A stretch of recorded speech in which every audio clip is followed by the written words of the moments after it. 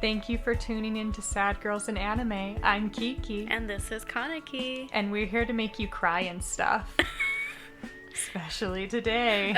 It's a good one. If you can read titles, you know already. Oh, yeah. If you've already seen, then you know. Mm-hmm. You know. And you know. And this, too, just to put it out there straight away, spoilers. This is a spoilers one. Oh, yeah. Thorough spoilers here. Yeah. Because we're going to get into it. There's just kind of no other way to cover it. Especially if you've watched this, you will understand. Mm-hmm. The importance of just really fully getting into, and especially with our title and our mission in life, of sad girls in anime. Yeah. We present to you our coverage of Violet Evergarden. That was beautiful. Thank you. Thank you. It's kind of like so cinematic. sweet. You had like arm movements and everything. Mm-hmm. I loved it. Yeah, I hope you all can hear my arm movements when I am speaking. It adds a lot to it. No, it really does. Like, yes. Y'all are missing out here. Mm-hmm. Yes, very much so. But you won't be missing out in a certain sense, because this is going to be a rough one. Yeah. Oh, yeah. Yeah, so just right off the bat, trigger warning, just for trauma, PTSD, if you're a veteran at all, and or adjacent, war, overall sadness. If you are generally sad, then this, yeah. yeah, fair warning. This gets real sad. I would say that this is one of the top quintessential sad girl animes. Like, this is the primary example of it. Yeah. I guess that's a good way to kind of go into also what is sad girl to us, because there are so many different definitions out there for sad girl. Mm-hmm. Yes, and we need to make this very clear. When we say sad girl, we are not saying sad plus girl equals sad girl. Mm-hmm. Sad girl is a vibe. It is a state of being. Yes. Sad girl is around this time of year, because right now we're around Christmas. So if you all don't experience it, that's great, but I get real stressed, especially just with all the chaos around, and both my body and mind, especially with the events going on in the world, because I'm not even going to be bashful. We're going into a full-on oligarchy if things continue the way they do. And we are in capital C capitalist holiday right now. And so everything around that, honestly, like, I just haven't been eating as well, just in general. It's like I eat 1 meal or like 2 snacks and a protein shake. I mean, that's better than nothing. Yes, better than nothing. I'm proud of you that it's not nothing. But the real sad girl thing is being like, oh, yeah, we know that we need to eat. We know we need some more nourishment, but we don't feel like it. You're not too hungry. Yeah. And being like, oh, yeah, I know. I really need to. But then also seeing myself and being like, at least I look really hot even though I'm not eating. Oh, my God. That is sad girl. See, sorry, should have given a trigger warning for that too. But that's kind of what we're talking about, like the things of horribleness around us that are affecting our mentalities and how our outlooks are going into the world. For sure. Yeah. Sad girl is also sitting in bed doing a run through of Violet Evergarden, because you're going to cover it in a podcast, and you are crying while you're wearing a bathrobe and have a little heating pad around your shoulders. That is sad girl. Yes. Absolutely. Yes. So. Yeah, definitely a state of being. I know there's a lot of criticism that goes into sad girl-esque things. And that's, too, why, apologies, everyone, for my little joke there, where I do bring up being like, well, I'm unhealthy, but I look good. At least I'm pretty. My suffering is beautiful or something. My suffering is beautiful. And that is something that if you look into sad girl phenomenon specifically, it is kind of a coined term throughout academic and also social media areas where we have seen this influx of media specifically around sad girls. Yeah. Well, sad girls kind of always been around as a cultural phenomenon. I mean, like, you see it in music. Like, in Mexico, ranchera music has always been peak sad girl. Oh, yeah. Absolutely. Yeah. But it wasn't ever, like, a whole aesthetic and a whole, like, culture around it and all of that. And I mean, also like 90s, early 2000s. I mean, we had a lot of, very sad girl-esque musicians and celebrities that were around, like Selena or Mon Laferte or Paramore, or there's so many, people, or Halsey, a lot of really sad girl artists, but none of them were ever like the default like it is now. Yes. Even in like Tumblr era, Tumblr was all sad girl. Like, thoroughly sad girl, and Tumblr had its own issues. I could talk on that forever. On how many issues Tumblr had. But Tumblr was peak sad girl, but it still wasn't mainstream. It was just kind of like, just those couple girls in the class that maybe are a little emo or just a little bit alt, and they just happen to be a little sad girl. We constantly are drawing little patterns on the inner part of our hands, especially where, like, your thumb and forefinger meet. Yeah.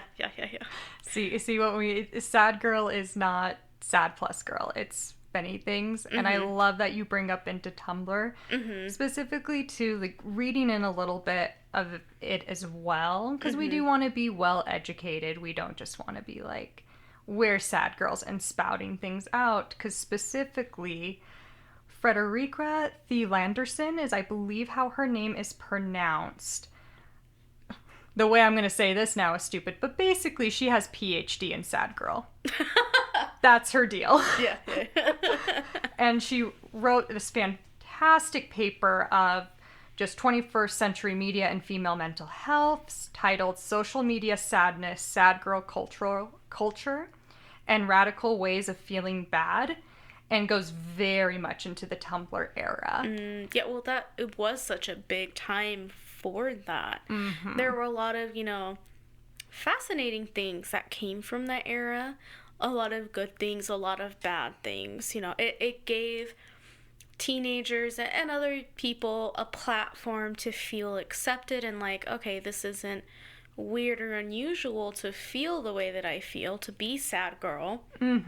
But at the same time, it kind of became a bit of an echo chamber where it encouraged the romanticization of things like eating disorders, of mental illnesses, etc., etc. Yeah, I think that it definitely, to put it into current terms, bed rotting, it definitely has led into many dark corners of romanticizing, again, just sort of illness in general, to be presented looking ill and or to be ill, but again, at the same time, it is so important. There was another article I read on Grammys.com that covered, right now there is a surge of sad girl pop, as it's called. Yeah, well, I would say that's kind of the difference between now and this little bit of sad girl we've had in the past. Like, yeah, we've had these little, like, subculture things of sad girl in the past, but now it's the default genre is sad girl.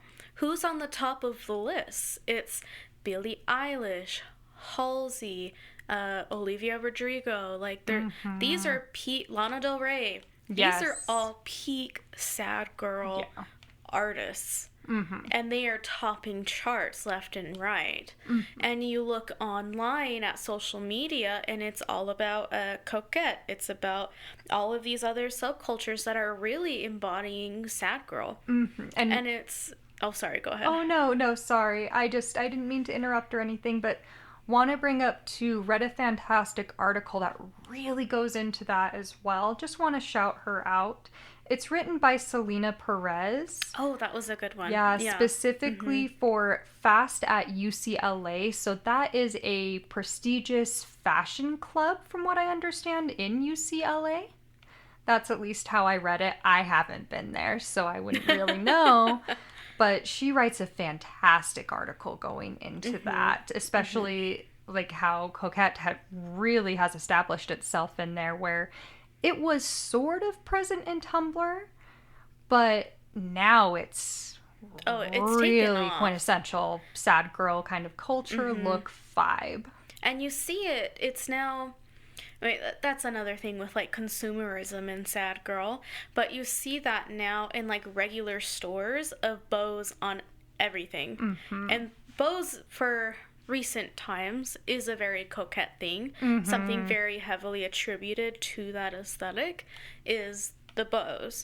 And yet, just yesterday, I was finishing up some Christmas shopping, and I saw bows everywhere. There were bows on jeans, bows on jackets, and then there are racks that used to have, like, those headbands. You know, like those headbands that everybody used to... Okay. They used to have those. Okay, now it's just bows. Just, like, gigantic, as big as your head bows everywhere. Which is fine. I have nothing against bows. But I think it really, really shows how much more of a limelight and spotlight that this sad girl era has. And it hasn't ever had that before. No. Like, all things have, you know, they've always existed. Subcultures, different fashions, sad girl things. They've always existed, but they never really were completely mainstream like they are now. Yes, and that's where that really comes into place, because yes, it's very mainstream. Something that I want to admit to right now too is when I first was reading about it, I was like, coquette, okay, I kind of know what that means. But going into the definition, it is a terminology for specifically a French terminology for a flirty type of woman who plays on to girly factors into that. I'm kind of destructuring that, but basically sort a of highly feminine woman who's a flirt. Yeah. Well, and it's also kind of plays a little bit into, she is so hyper feminine that she is a threat to masculinity and to men. And if I may, I'm going to quote the article by Selena Perez. Again, go read this if you can. If you just look up Sad Girl Phenomenon, it's going to be on the first page of Google. Really fantastic. But to quote from, many mask-presenting people find the style strange and disconcerting. I would say that encapsulates it pretty well. Yeah. And I am a really huge fan of just fashion in general, especially subculture fashions like Lolita Coquette. And that's another thing. Lolita fashion is also another subculture that is incredibly similar to Coquette in so many ways. Like, it's a little bit of the romanticization of it, but it's about being hyper feminine, a little bit of infantilization, but more of like in a very anti-sexualization way. And similar in the fact that men kind of everywhere really heavily dislike these fashions. Like, I've seen plenty of interviews where people ask men or young men, whoever, about their thoughts on very hyper feminine aesthetics, and very widely it's disliked. Most men don't like when women are super hyper feminine and super comfortable in the pinks and the bows, or in the Lolita in their full dresses and everything. It's a counterculture to the fetishization of what is placed on the quote-unquote young naive woman, because that's kind of what these aesthetics make you kind of want to look like, is the goal, is to look young, sweet, delicate. That is the kind of look that you're going for with these fashions. And it is that the counterculture to just everything that's placed on us from such a young age. Very much so. So beautifully spoken, and just thank you. And I know some people might be like, why are you going into this, Violet Evergarden? It all ties in. Especially, I love that you were bringing up the fashion that way, because I think we'll really talk into that too on the design of Violet Evergarden as well. Her design is very, very femme. Mm-hmm. And it goes with her character, so, and we'll get into that, of course, but no. Yeah.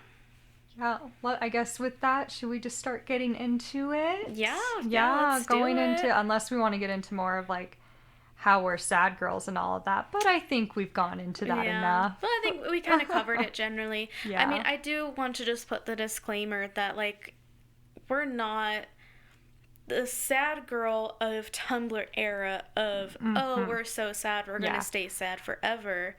Yeah. For me, personally, sad girl is more of like the permission to be sad girl. And that's part of too, in a lot of these writings that you'll, again, just look up sad girl phenomenon. You're going to see a lot of things. It speaks to that a lot of people are sad and they're in such despair until they realize that other people feel this way. Mm-hmm. And that is part of what has made it so mainstream in pop culture right now. Yeah. That is very highly written on, and just, again, the acknowledgement that everyone has full range of emotions, and some of us have that a little bit more rough than others. Yeah. And so it's nice to have more of that representation, but again, we do want to acknowledge the problematic factors of that too. Yeah. And that's why we really want to emphasize on not sad plus girl equals sad girl. We're not we're kind of the glittery 100% sad girl kind of gift that picture that went around on Tumblr for so long. That's very cited in a lot of the things that you'll read in regards to this. Mm-hmm. But just being like sad girl, we want to claim that as, again, it's a vibe. It's a state of being. Mm-hmm. We're acknowledging it and not letting it define us so much. Mm-hmm. As much as, okay, we're going to claim this and also find humor, of course, if you couldn't tell already. We have kind of a little bit darker sense of humor. But we grew up in that awful Tumblr era. Yeah. So it creates you, but also just like, again, you do not have to be a girl to be a sad girl. Mm-hmm. Just really emphasizing that. Yeah, it's a state of being. Yeah, and we'll get further into that too when we do cover some other examples of this in anime, and where some, too, Violet Evergarden doesn't fully get into what I'm talking about here. But there is a lot of gender fluidity with it. So we want to make sure to establish that if you all are listening to us. We want to be a space for everyone to come and be like, let's talk about our emotions, talk about the things that are making us feel a certain way right now, especially in the craziness of the world we're living in currently. I mean, things are always going to be crazy in precedented times. It's just we're sort of in the darkest timeline version of that right now. It feels that way. Yeah. For sure. Yeah. So, no. Yeah. We love it. And, too, as we get into talking more about Violet Evergarden, another trigger warning I want to bring up. This is going to be rough. I'm going to jump into our rating really quick, and I don't want to speak for you, Kaneki. But we have a literal tissue box here with us right now. This is a literal tissue box show. So it's going to be a bit rough. I'm going to be surprised with myself if I don't cry. So you may hear just little bits of like bumping to get to tissue, sniffling, crying. I know that ASMR things can be a bit much for people, so want to warn of that now. And also some drinks, because we might get dehydrated. I hope the camera did not pick that up. I think it did. I heard it in my headphones. I was like, oh no. I was trying to be sneaky about it, but my lips weren't fully around the straw. Mm-hmm. And so, you get that little bit of air, and it's just like, oh. Yeah. Okay. You know, it might not have picked up, and now it's just like, there's this wild little bit there. But, just again, another trigger warning, like, there's going to be some ASMR things that we're not going to be able to help because it is so. Yeah, it's not intentional. Like, we're not going to be, like, up in the microphone, like, rubbing feathers on it or something. Like, not, like, full just crying onto the mic. Yeah. But So another thing there, I mean, with that, do we want to get into Violet Evergarden? Yes, let's do it. Do you want to kind of go into, like, the background and the making of it? Yes. So, Violet Evergarden, this is originally a light novel written by Kana Akasui, I believe is how the name is pronounced, and illustrated by Akio Takasane. Again, I believe that's how it's pronounced, as I've said me in words. I've looked it up, but sometimes even when you look things up on the internet, it's not 100% correct. Yeah. Now, for this, what I found very fascinating, it is both published and animated by Kyoto Animation, which that should be a standout name to a lot of us who are really into animation. A silent voice being Miss Kobayashi's Dragon Maid, a lot of other big titles. They have done it all in regards to sadness. And then to this studio particularly, from my understanding, I know we talked about this a little bit and in general with some other people, they are known for the incredible level of detail, especially in the eyes. Oh, yes. I would say they are known for their eyes. Very well known. Yes. And you see it, like, of course with animation eyes, usually you get one color. Sometimes you get a two or tritone. And it's to help with the lighting, but here there's actual lines in the iris of the eye. Oh yeah, like they get detailed. And they also do you see this especially in the first episode where we see the jewelry. They swirl the colors in the most beautiful way, where it's just like, oh, that is stunning. The movement is flawless. Oh yeah. And we're gonna get into this just to kind of outline. We're gonna go through some bullet points of some of the episodes. Of course, if you've watched this, again, this is spoilers galore. You know already we're going to really get into episodes 7 and 10. But again, we're going to basically go over a lot of it, and we are going to get into the animation when we talk about episode 7. But starting out to, again, just going through and giving the accreditations as well, we're primarily reading off of Wikipedia for this. Something that we want to focus on is there are times when we'll go into the person a little bit more or bring up a little interview or two. Of the artists, Of the artists, the people involved. But most of the time we're not going to, because especially with Violet Evergarden, these people have borne their souls to us. we don't need to get too much more into it, at least in my opinion there. Yeah. So just again, if people are just like, why aren't you covering, like, talking about this interview with so-and-so and that, that's why. We want to talk more into the artwork itself and our emotional responses to that. And then with that too, just want to give the credit where the animated television series that we're going to be talking into, we're not going to cover the movies today. That's going to be too much. It's too much content.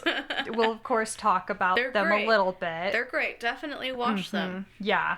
And with that, too, just to go in, again, it was originally the soft novel that was published by Kyoto Animation, because they do publishing, too, of course. It was imprinted from December 2015 to March 2020. The story follows Violet Evergarden, a young ex-soldier who becomes an auto-memory doll tasked at writing letters that can connect people. So, interesting little beginning story there. So, the animated series that we know and love and are going to be primarily talking about aired between January and April 2018. And then before that, there were several advanced screenings that took place in 2017.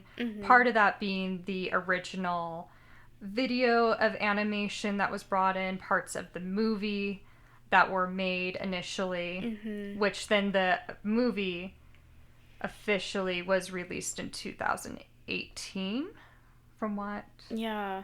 Okay, yeah, because from what I was reading and what we know, there are some previous things that were like the introduction to the project of it. That you kind of have to look for in order to watch. Yeah, a lot of it were like pre-screenings at like Comic-Cons and things like that. I'm pretty sure I did go see one at a Comic-Con, like, before they released everything. They did, like, the pre-screenings for parts of the movie and then some of the anime, which are fun. They're a lot of fun. If you're able to go to, like, an anime convention, definitely go. If not, like, you don't have to cosplay or anything, and even if you're not a big shopper, they always have fantastic panels. They have screenings of shows. They have fun little games and contests. It's just great just to go. Yeah. And I love to go just for the pre-screenings, because they do a lot of those, of, like, good shows where they will let you see the first 3 episodes of a show, like, months before it's even going to come out. Oh, God. And can you even imagine with something like this? Oh, yeah. See, this is what we need. Thank you, Kaneki, we need to educate people on this. I mean, I imagine a lot of people aren't going to be listening to something like this without watching it first. But we also hope that is the case, that we can present this in a way to you to where it can hype you up for it. Because this is amazing. Or even just a rewatch, you know? Yeah. It's just... this is definitely pinnacle of, like, where we've been talking about, too, the anime renaissance. Starting around this time. I mean, this is a little bit before 2020, which I kind of coin as the time, but a lot of what we know too, like official release and the sequel to what was originally made for the movie and the animated series that we know, it seems to be most notably released in around 2020, depending of course on the country that you're in. Right. And with that too, so for the animated TV series that we're going to talk about, just want to give again the shout out the directors, Tachi Ishande. I might have just said that wrong. I'm pretty sure I did.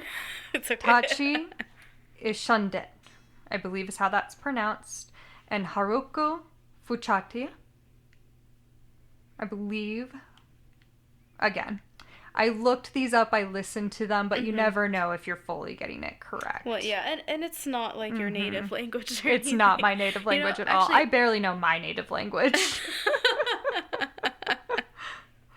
And then, you'd think I know my native language, but being bilingual, it's like you're somehow worse at both. I'm not even bilingual, so I can't even get... You're much more far advanced than I am.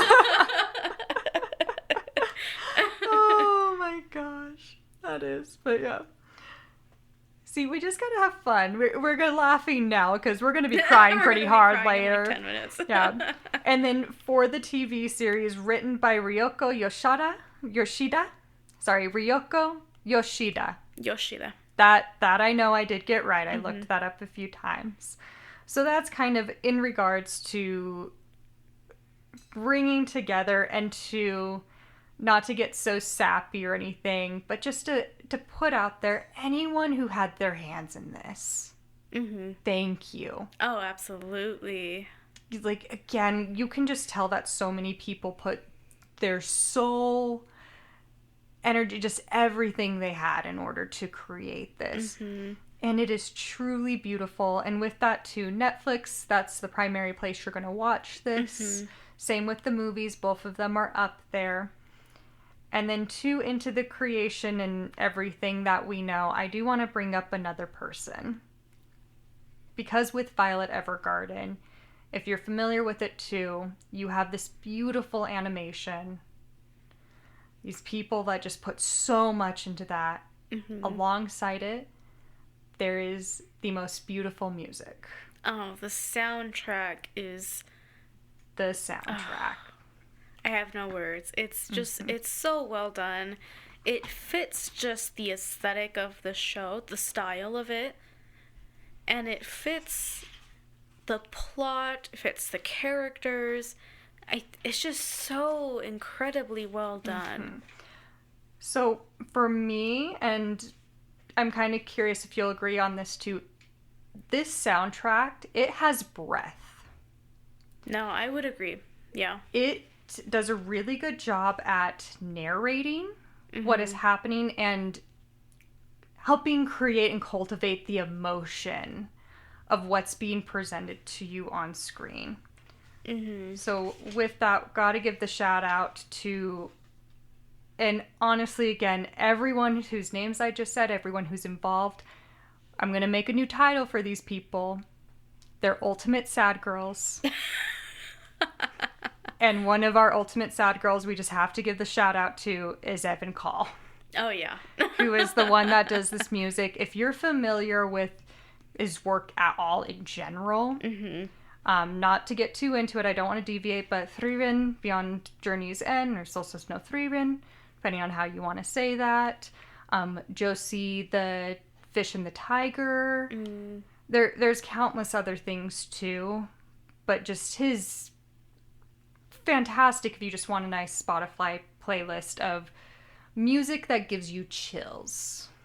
And it will give you into a lot of different artists too that are similar. And again, this is another reason why I wanted to start this podcast with Kaneki, to get into like the branchings of, wow, these people made such amazing things. Let's talk about what they did and like bring them in other episodes that we'll eventually talk about too. But again, I did say initially, like, we're not going to be getting into a lot of interview things, but there is one little interview thing I want to get into with Evan Call, because, you know, we're doing our research on stuff. I'm just looking around. Oh, yeah. I find this little YouTube video by Gavin Leeper, who he did a little interview with Evan Call. I'm not going to talk too much onto it, but the main thing I want to focus on is Evan Call just kind of being asked, so what was kind of your goal with music? Like, kind of how did you get into this? And him talking about how, well, he wanted to compose anime music specifically, or music for anime specifically, because he found it fun. And I just wrote to myself, I'm like, I'm glad that you find making people cry so fun. Evan Call, like... Anyone else saying that, yeah, we would be concerned. Yeah. And that's why, again, I'm just like... And there have been things where his music's been in it that I didn't think I was going to cry, and then all of a sudden it's just like snapped and cry, and it's like, what just happened? Whoa. And two... I've been assaulted. Exactly. And there are times when I'm listening to some of these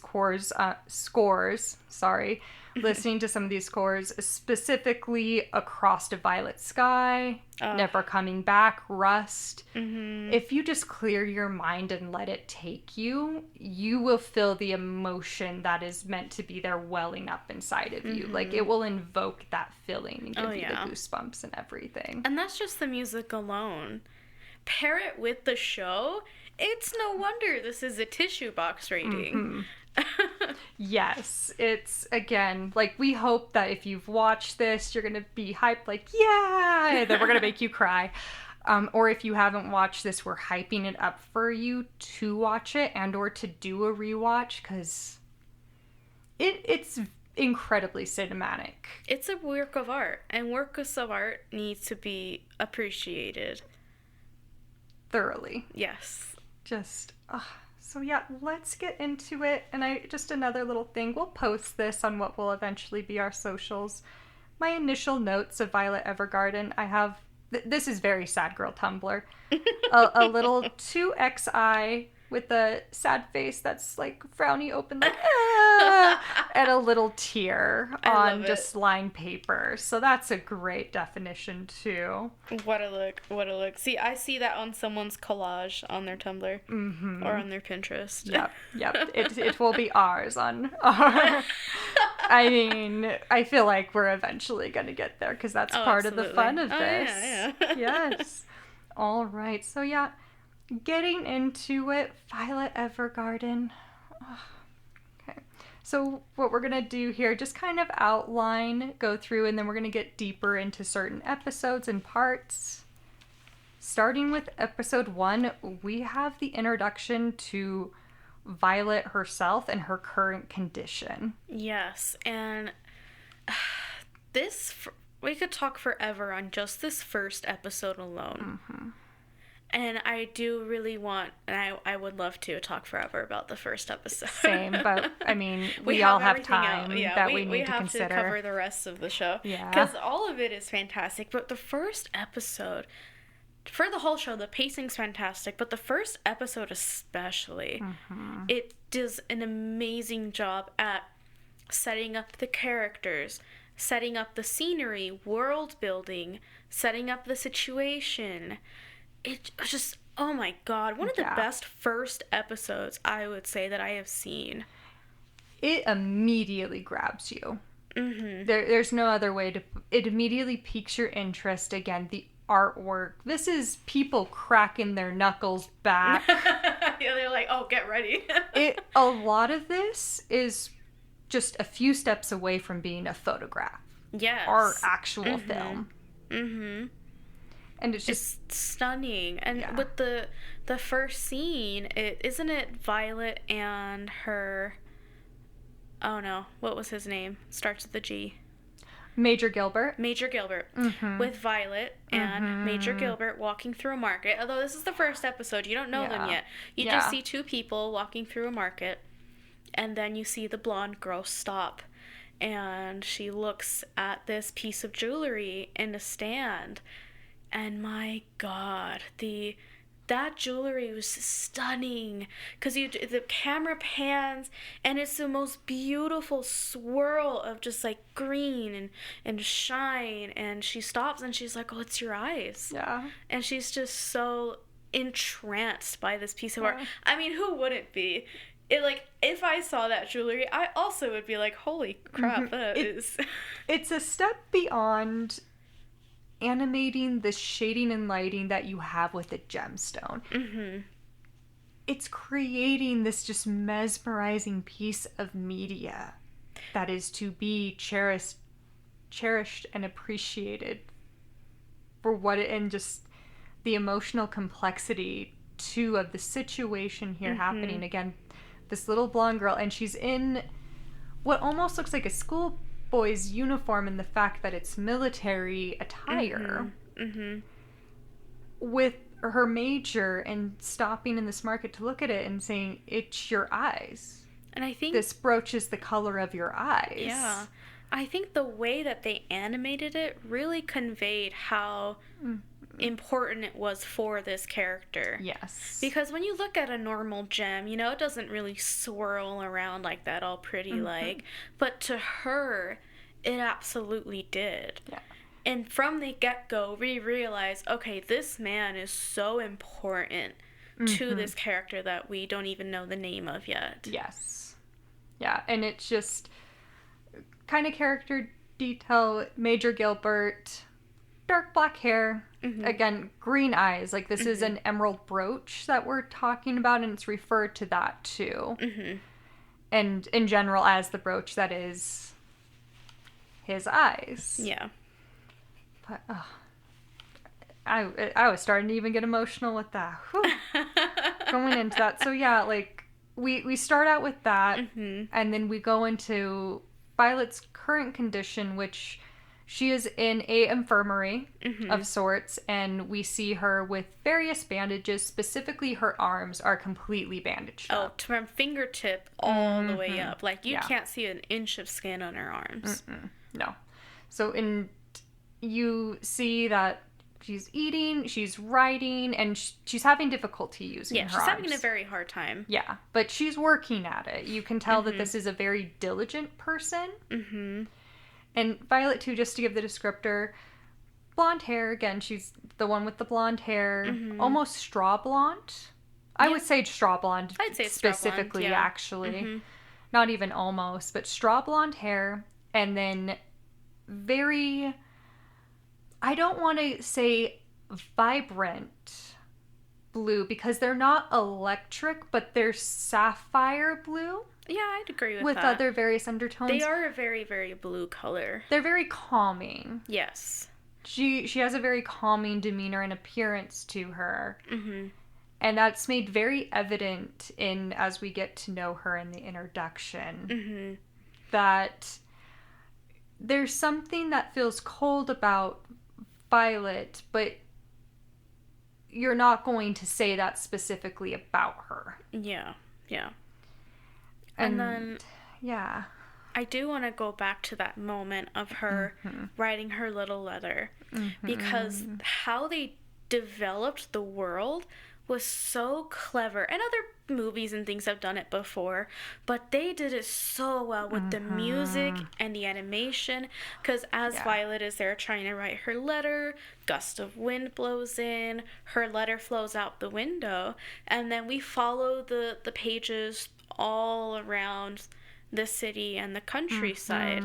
And it just shows you like it helps you see kind of the era that we're in, which is kind of like industrialist. We have guns in factories, things like that, but we aren't super modern. You see the townspeople, the kinds of clothes that they're wearing. We see the buildings, the architecture, we see the scenery, and then just beautiful music. So it just develops the world in such a beautiful way. It's just kind of like, oh, okay, I know where we are, this is what's happening, I understand that this is the world I'm stepping into now. Yeah. And the thing that I love about it too is it doesn't need to be so specific to that.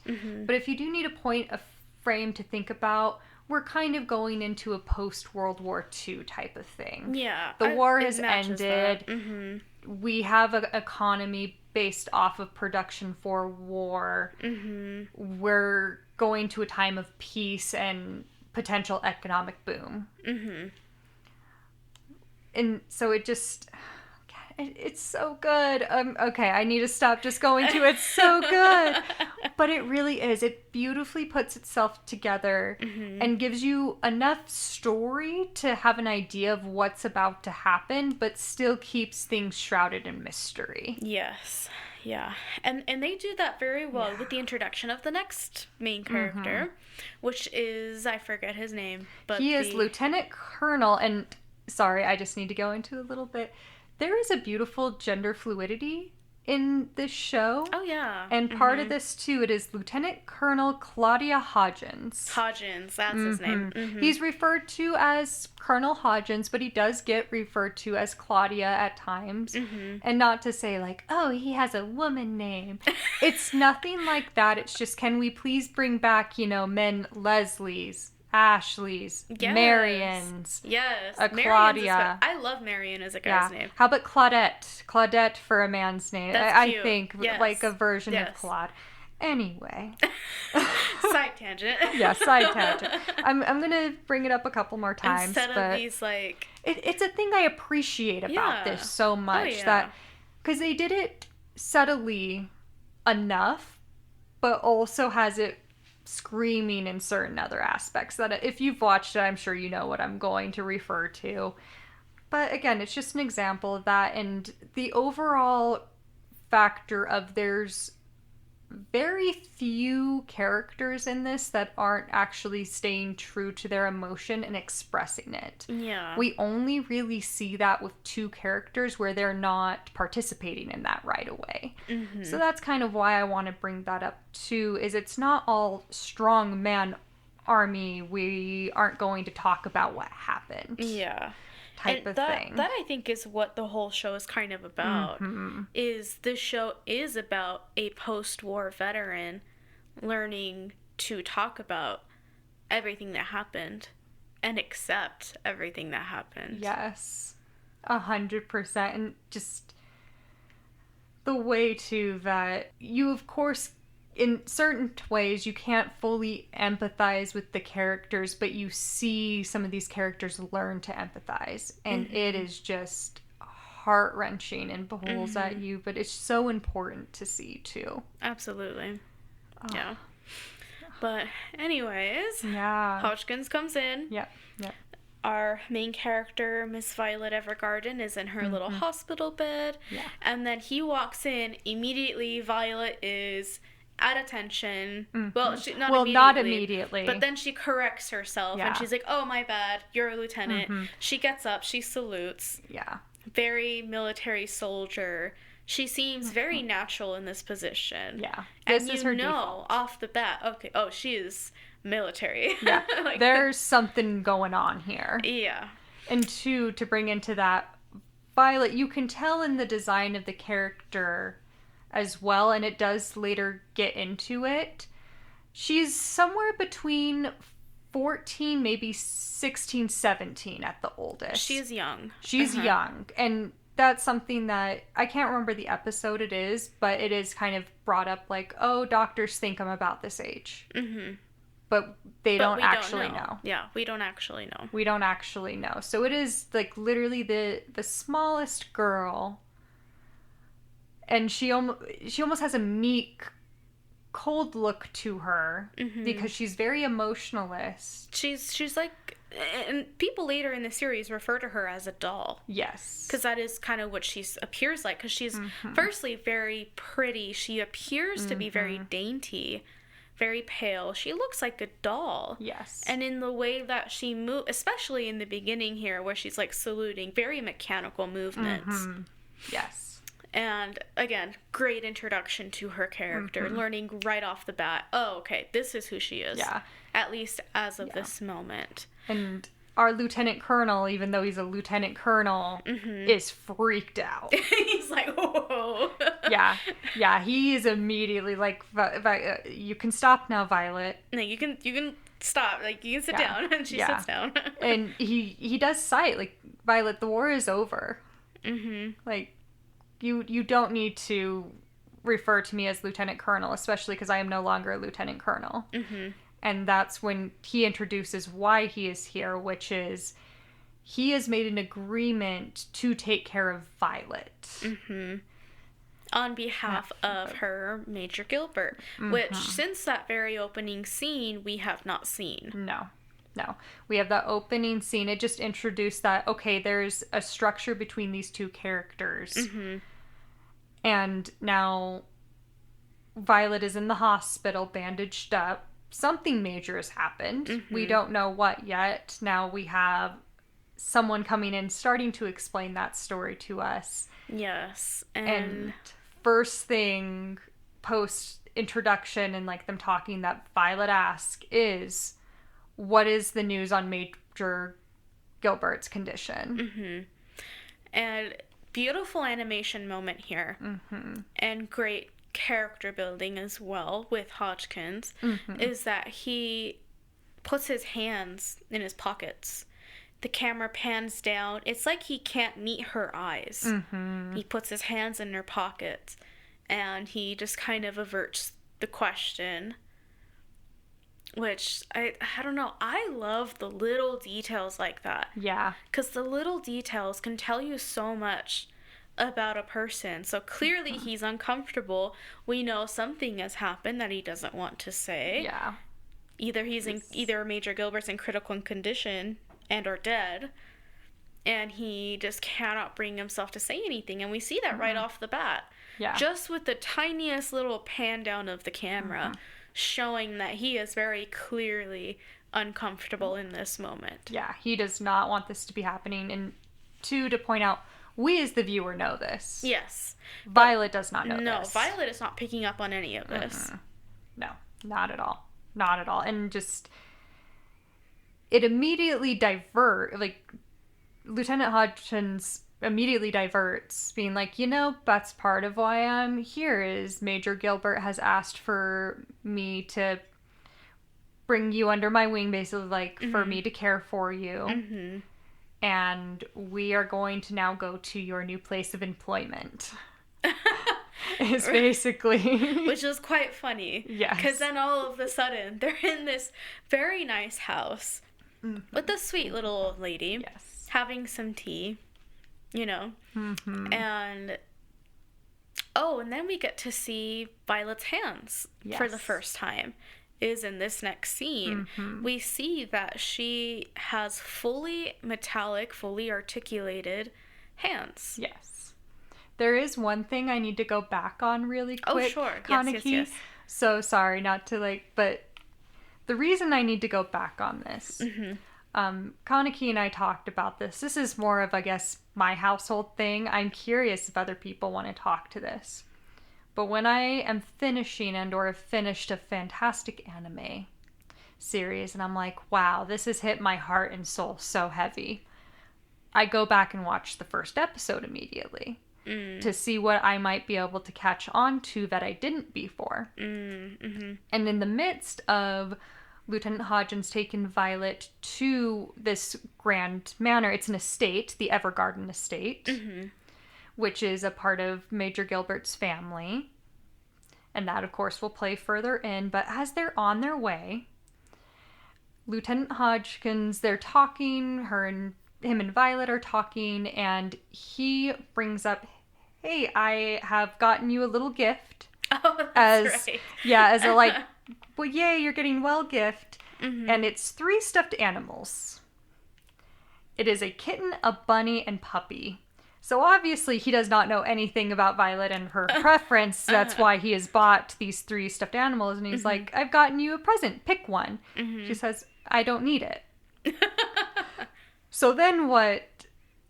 Lieutenant Hodgkins gets a bit frustrated because it's like, flustered. It's like you're a girl, you're supposed to want a stuffed animal that I'm presenting you, and then puts her into a situation. I wrote down the quote, pretend that the world is about to end, okay? 3, 2, 1, and Violet chooses the puppy.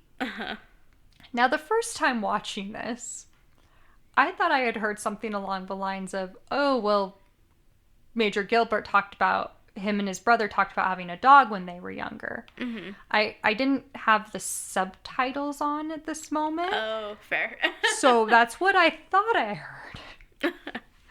Let me tell you, the rocking of, okay, I'm going to do my thing where I watch the first episode again.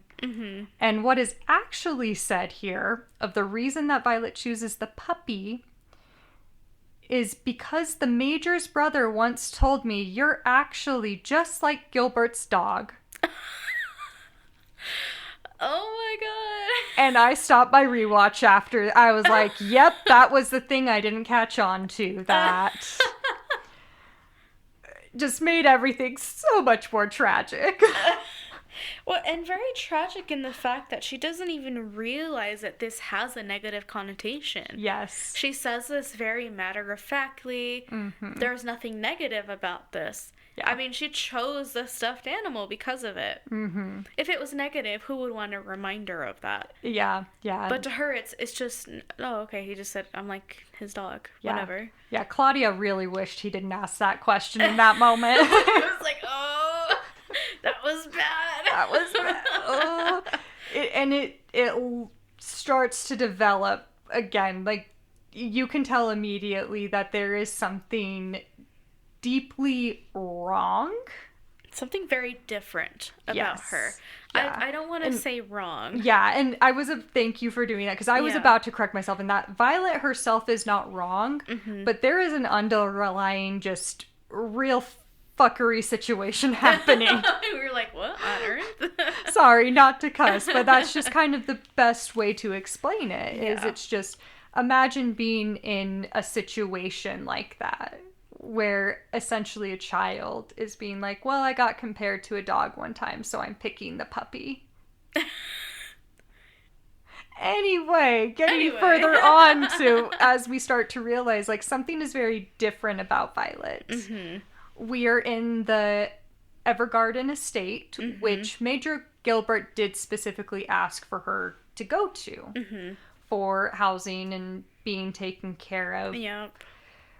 Post her injury and us not really knowing where he is, it's evident that Major Gilbert has made some plans for Violet in the case that he is not able to care for her. Yep.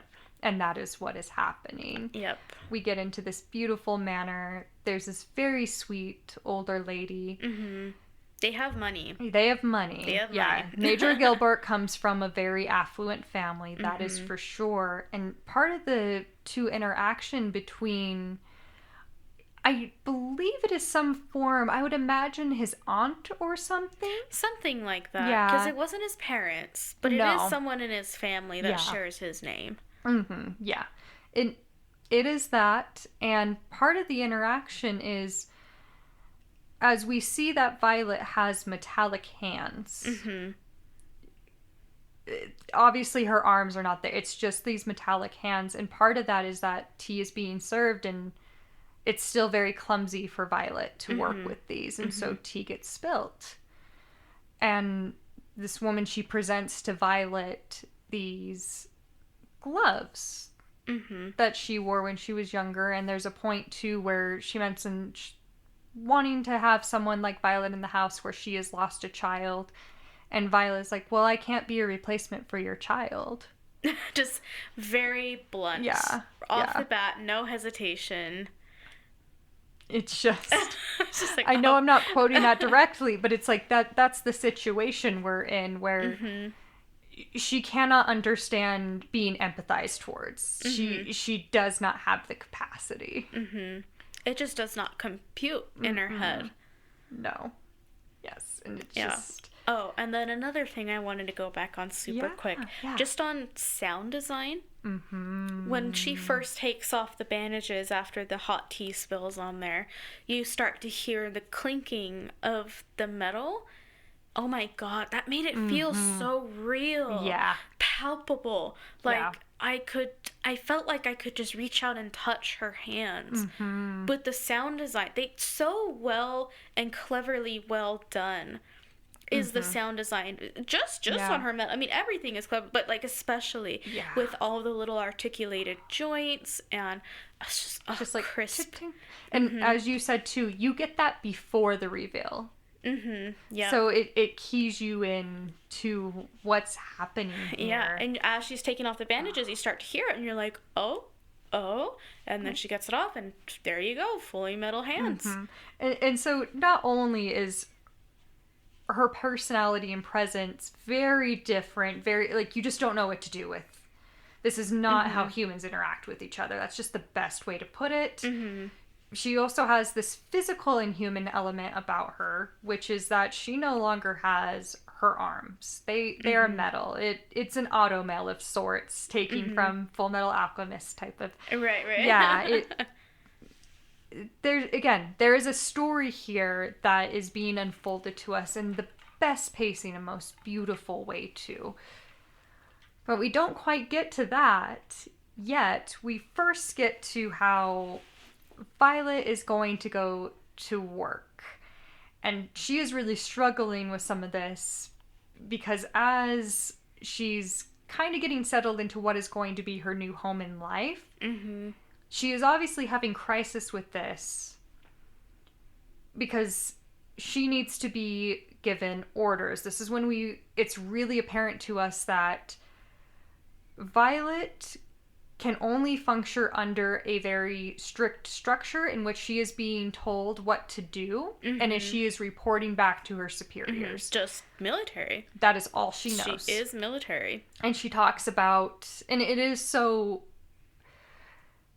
When you first are watching this, it's very bewildering to have her talk about herself like this because it's like, what's happening? And then as you begin to know what's happening, it's very heartbreaking. But she's talking to Lieutenant Hodgins, just saying, am I no longer of use to you? If so, please dispose of me. Please throw me away. Yeah. She literally sees herself as an inanimate object in this moment. I mean, she, of course, doesn't realize that, but everyone around her does. And this is when we start getting more into kind of the aspect of Violet, you have to stop. You're not in the military anymore. And Lieutenant Hodgins just trying so hard to keep on emphasizing that to her. Yeah, but it's just not computing. It's like she knows it logically, but it is not registering completely. And eventually Hodgins decides, okay, I'm just going to bring you with me, especially after, Violet's kind of emotional display of just throw me away. If I'm not useful to you, just throw me away. And then, okay, now we're on the train and we're going to wherever it is that Hodgins is from. Yes. Yes, as I said before, we are now going to Violet's place of employment after she has essentially a little essential crisis and breakdown. Just a little one. Just a little one. Where we learn Violet to be here is what I wrote. Violet is the best worker and the worst co-worker. No, you're so right. Yeah, and it gets... Because this is the point where, again, it's evident that, okay, we need to do something with you, Violet. Let's give you some structure. Lieutenant Hodgins kind of begins this, but then passes her off to who we know as Benedict, mm-hmm. who is just a fun little guy. He seems like a young adult, I would say. Yeah. I guess I'm being a little bit infantilizing there, but he's a dude there. Oh, no. I was just describing him. Yeah. Like, he's just like a little blonde kid. He seems like a very kiddish character. Yeah. But just with his height and his vibe, I think he's like a young adult. Mm-hmm. But he does seem very like, you know, like that older teenager that's just kind of like, oh, whatever. And a part of this, I'm going to say it a little bit soon, because if you're watching thoroughly enough, you notice it, but it's not talked about until further into the show. Benedict wears high heels. Oh, which I love. Yes. Again, gender fluid, like, young adult teenager, happening with the times, wearing high heels. Not just high heels. Thigh high. Almost high, or at least knee high. Stiletto boots. Mm-hmm. What a moment. What a moment. So who is she? Exactly. Who is she? She is the girl about the office that is sort of the gopher, if you will. Mm-hmm. Really trying to make her place here. Mm-hmm. Is a good enough employee. That's very much how Benedict is kind of like joked about in a certain way. Mm-hmm. But like, he does his job, you know. He isn't like slacking, but he does his job. But he isn't also going above and beyond, going after those promotions or anything. No. Which is fine. Yeah. I feel like there's nothing wrong with just doing your job. I don't understand. Especially in America. Yeah. It is such a big culture here of #girlboss. Which, another thing, with Sad Girl. Yeah. I think is a counterculture too, because we had such a big like #girlboss, #queen. You gotta hustle your way through life. Exactly, hustle, all day hustle, hustle until you die. Yeah, have like 4 side jobs and and I feel like Sad Girl is a little bit of a counterculture to that. It's like, okay, you don't have to be girl boss all the time. You can be Sad Girl. Yeah, and that's okay. Yeah. But anyways, yes. Back to the show. I love it. That was fantastic. I feel like there's such a stigma around just doing your job. Just do your job. It's fine. Uh-huh. And that gets into Benedict being like, okay, well, this is what we're going to do today. We're going to sort the mail. Mm-hmm. Like, this is what you do. Benedict goes off to do something. Mm-hmm. Like, another part of his job. Mm-hmm. Comes back. Violet's practically done.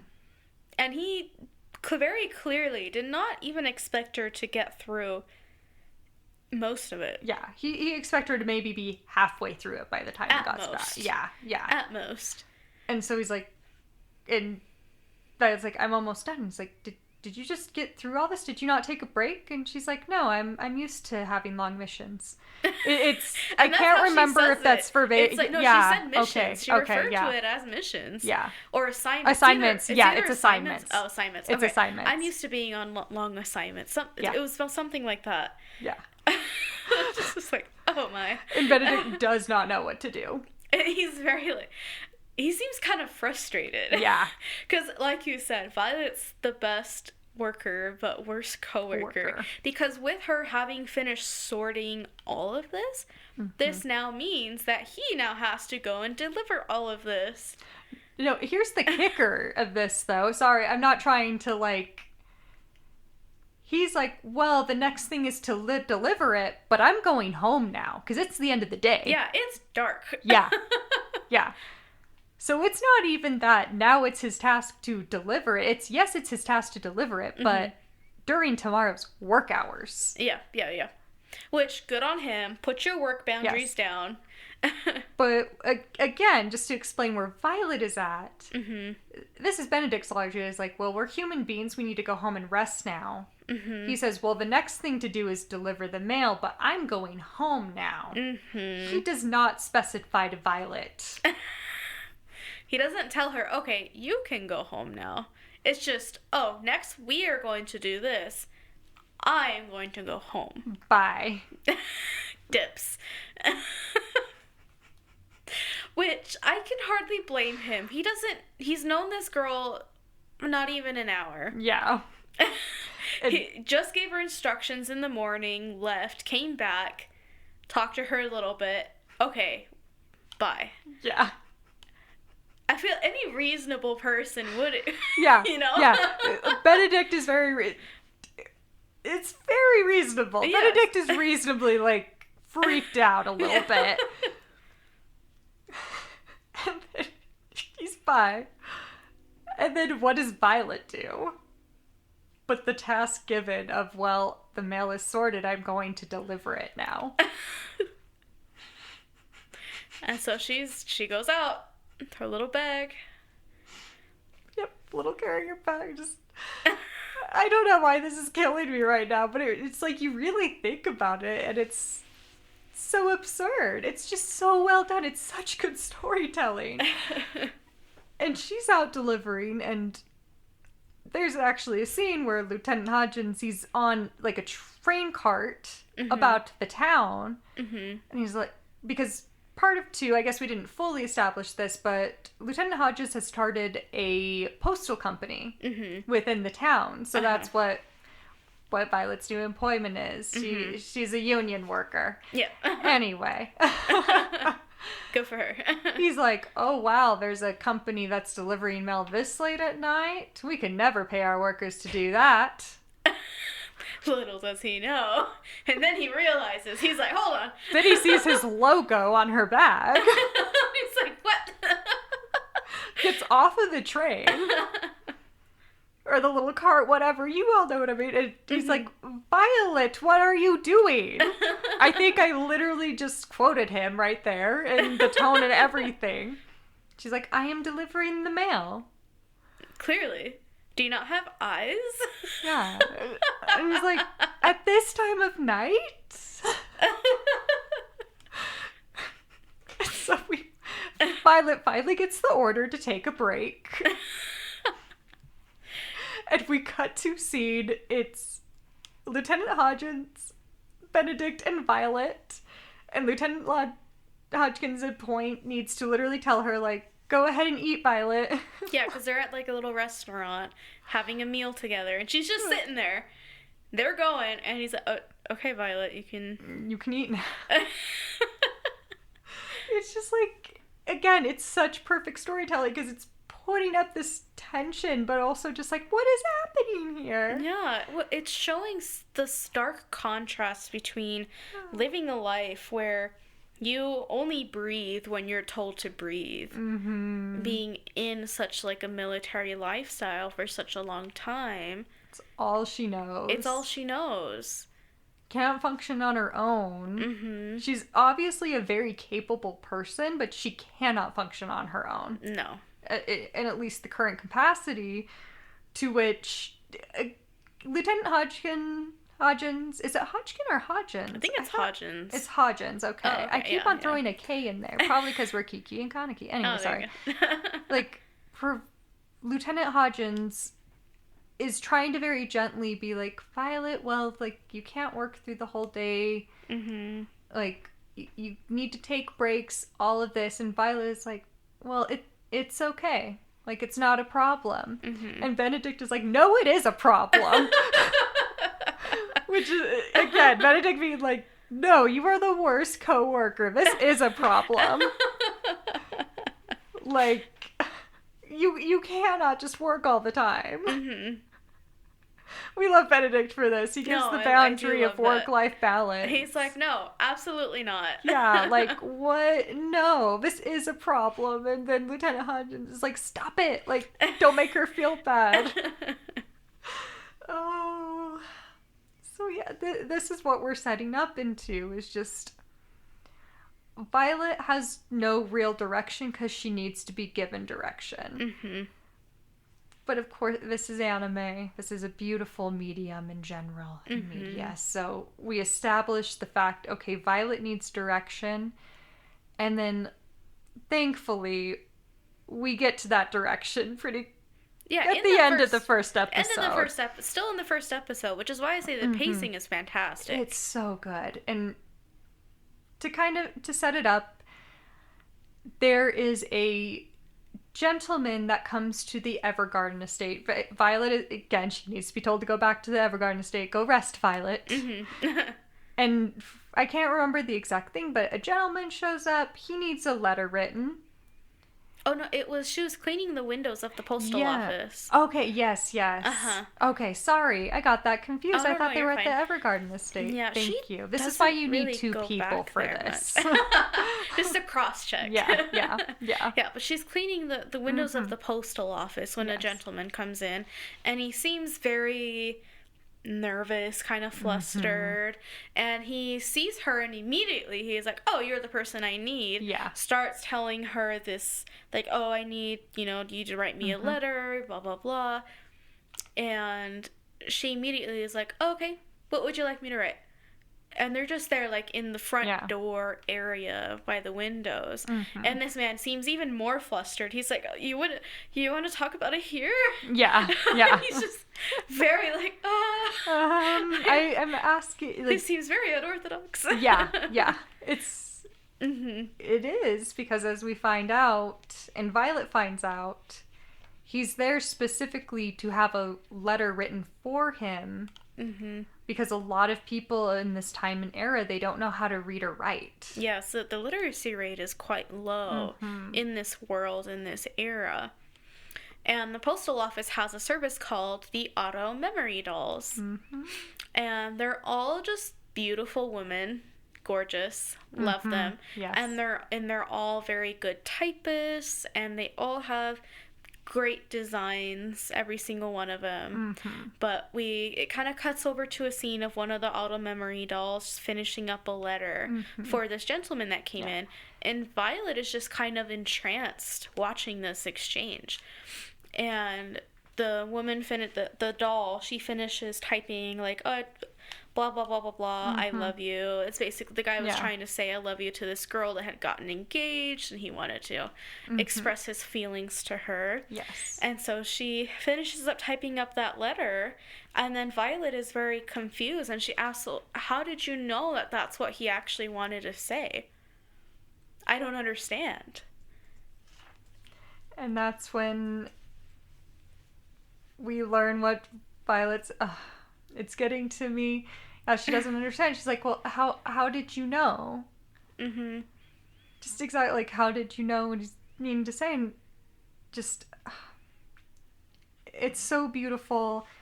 And just the character, I believe her name is Catalina. I just want to double I love her. Oh, she's so pretty. I love her.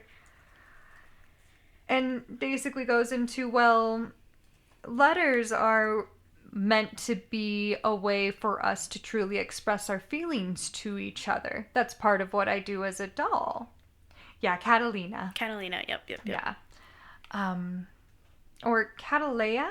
I think, here's the thing too that I noticed, and I don't know if you noticed through watching, it seems that different characters pronounce other characters' names a little bit differently. Oh. When they're referring to them. It's a little inconsistent. Yeah, it's at least in the dub. Yeah, at least in the dub. But Catalea is the one, and she's explaining, like, well, yeah, that's what we do. And we cut into understanding a bit more of Violet, because she is both very confused in this moment of how she knew, but also she is so intrigued, because what becomes Violet's motivator is knowing what I love you means. Because her last orders, I know I have it written fully down here, but her last orders from Major Gilbert are, Violet, you have to live. I love you. And she doesn't understand what that means. She doesn't understand what that means. So she's so confused when Catalina wrote that. She's intrigued. She's confused. And then next thing we know, she's in Hodgins' office asking, I want to be an auto memory doll. This is what I want to do. Yeah. And he's confused too. He's like, I don't know if that's going to work out for you. I don't know if this is a good idea. But ultimately, he's supportive. You know, he's like, okay, let's do this. Yeah, if you want to be an auto memories doll, we can work towards that. And that's Episode 1. That's episode 1.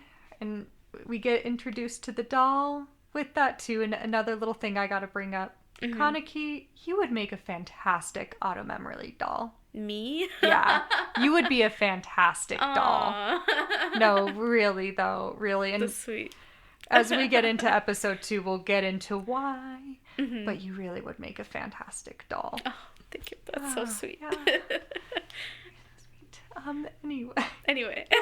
and to kind of explain that too, it gets in-depth enough in the show to where it intrigues you, like, oh, this is why this exists. Again, the literacy rate is very low. Not everyone can read and write. In fact, Violet talks about how she didn't know how to read or write until Major Gilbert taught her to.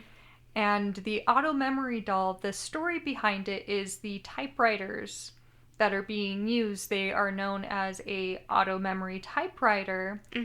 And part of the reason for that name is that it was a gentleman who invented the machinery for his wife who was going blind. Because she wasn't going to be able to write anymore. So by having this typing device, she would know where all the letters were and she can continue writing on. That's so sweet. You know, I love the type of love to the point of invention. Like, there are so many things like that through our history where so many things were invented just because somebody loves someone else so much that they're like, I want to make your life better. I want to make your life easier. And then they create something that didn't exist before just because they loved this person. And I love that. I love that so much. I do too. And something to go into typewriters as well. Just what I found a little bit of a fun fact, going back to the Gavin Leaper interview, I believe it was, that I said. YouTube with Evan Call. Something, and I'm curious if you knew this, Kaneki. I have a feeling you did. But in the introductory music to Violet Evergarden, the theme of it, there is an actual typewriter in the orchestra. It's a instrument that's been used throughout orchestra in general, throughout history. And I thought that was so cool. And it's like, yeah, that makes so much sense. Yeah. It has such a unique sound to it. And again, the sound design as you got into. Yes. I love typewriters. I'm a huge fan of typewriters. Yes. I have one. Love that thing. Again, me being my sad girl self. Yes. Yeah. I have a typewriter that I type poetry on. Do you have a typewriter? You are a sad girl. It doesn't matter your gender. Automatically, that you are now a sad girl. Yeah, you are a sad girl now. Yeah. But this, like, just the sound of my typewriter is so relaxing. I love that thing. Oh my god, it calms me so much. They like are when I was in a mental health center, I brought my typewriter with me because I wasn't allowed to have any kind of electronic device. So I took my typewriter, which was hilarious because what I asked ahead of time, I'm like, can I bring a typewriter? And the guy was like, oh, a what? A typewriter? Yeah. I don't know. Let me ask. 10 minutes later, he comes back. He's like, well, there's nothing in the rules explicitly against a typewriter. It's not an electronic. It's not electronic. I mean, it does plug in. The one that I have does plug into the wall. It isn't it's not an electric typewriter, but it is an electronic typewriter, which there is a difference between those two. But it basically, it's just power to where it has a power return, so I don't have to slide the carriage back and forth manually. I just hit the enter and it slides it over for me. Speeds up the typing process a lot. Yes. Anyways, but like, you can't access the internet or anything with it. So eventually they were just kind of like, I guess so. So, you know, I go in there with my little typewriter. Not little, this thing is enormous. This thing is so freaking heavy. It's like, it has its own little suitcase. This thing is enormous. That thing is heavy, which I have sympathy for all the auto memory dolls lugging around their suitcase little typewriters all the time. Of course, theirs were manual. The manual typewriters are a lot lighter. However, they're still freaking heavy. They're still heavy. And you dared to get shy when I was like, Kaneki, you would make a fantastic auto memory doll, and you're talking about... No, I'm talking about the typewriters. Yeah. Me and my nerdy self. Yeah, No, but generally, like, the beautiful. sound of the typewriter is so calming. Yeah. I was really worried that my roommate at the center would be so annoyed with me. But she was actually like, no, I looked forward every night to when you would sit down at your desk and start typing. I was excited for that because I love the sound of your, like, typing away. And I'm like, okay, well, I'm just glad that it didn't annoy the hell out of you. And it got to the point, or like, where the end of the stay, she was like, hey, are you gonna do some typing? You know, soon? Like, today? Like, right now? Huh? I'd be like, yeah, sure, I could do some typing. It just became our thing where she's like, I'm feeling stressed. Can you, like, do you mind? That's so beautiful. But anyways, love that. Love this part of the show. You know, it's in the music. I find typewriting so calming. It's a whole process, gets you in the zone. And I love that aspect of the show, of just the typewriting and the music and all of that. Anyways, that was my little side tangent. No, I love it. See, this is what we're about. It's the real life experience in with the nicheness of this show. It's just, gosh, it makes you sort of long for a time like this. Not actually, because those were not good times. These times too, sort of, but we at least have a lot of advancements in medical care, but not metal arms, so it's like sixes. Yeah.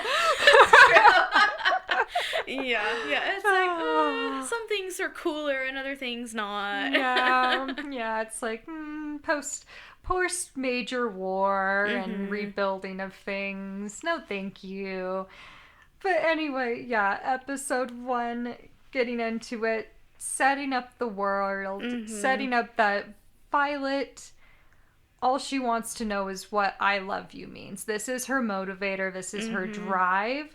This is what her principle is when we get into episode 2 to 3, becoming a doll. Yep. And part of it, too, going back into our beginning intro in regards to the style and fashion of Sad Girl, this is when we fully learn that part of the concept of the auto memory doll, again, you are a doll. Part of that is the presentation. Every auto memory doll almost has a uniform, which is entirely unique to each one. So we get a lot of various styles, some very, very sexy, some sleek, some Cabbage Patch kind of kid looking types of stuff. It's molded to each individual doll. Yes. To fit them, which I love. Yes. I love that. It's beautiful. It's perfect. And for Violet, you get capital D, capital all the letters, doll. Oh, absolutely. Yes. She has a gown with, oh gosh, what are they called? Capelet. The shrug. That's the word I'm looking for, with the shrug. Lots and lots of layers. Yeah. Layers galore on her skirt, which is very full-bodied. It's a T-length, so you get to see her shoes as well. It doesn't go down to the floor. No. So you see her little brown boots. Yeah. A little bit of a heel on them. They're like a metallic heel. Yeah. On it. Brown leather boots with a metallic heel. Kind of almost riveted into the heel. It's very sleek, very uniformic, but very feminine. Very feminine. It's ruffles on the back. Yes. I would say it looks like a doll version of a military uniform. It does. And two, gosh, something that I totally forgot to talk about within the first episode. We did cover the brooch, but there's a situation where the brooch is missing. That's true. Yes, before they even left, Violet was at the hospital. She was very distressed about like where her brooch was. Yeah. And Hodgins is like, okay, I'll look for it. I promise I'll look for it. Yeah. She wants to go back to the area where she initially lost it, which is war zone. Everything is rubble. So he has to be like, we will find it. Let's just move on. And reason why I bring that up. He does find it, and there is a thing within the storyline that he has to basically pay his month's salary in order to get it back because it was on a black market of sorts. But he does get it back, and this is what ties together Violet's uniform. Again, it is the military uniform, but in doll form. And she wears the brooch at her neck, almost like a necktie, basically. Or it is a necktie. It's like a like bolo tie placement. Yeah, but without the tie part. Just like it's little... like ribboned in. Yeah, basically. Yeah, and it's very. There is a cuteness to it, but it just is like it gives her such a high sense of professionalism, but yet you can tell that she is so young too. Yes.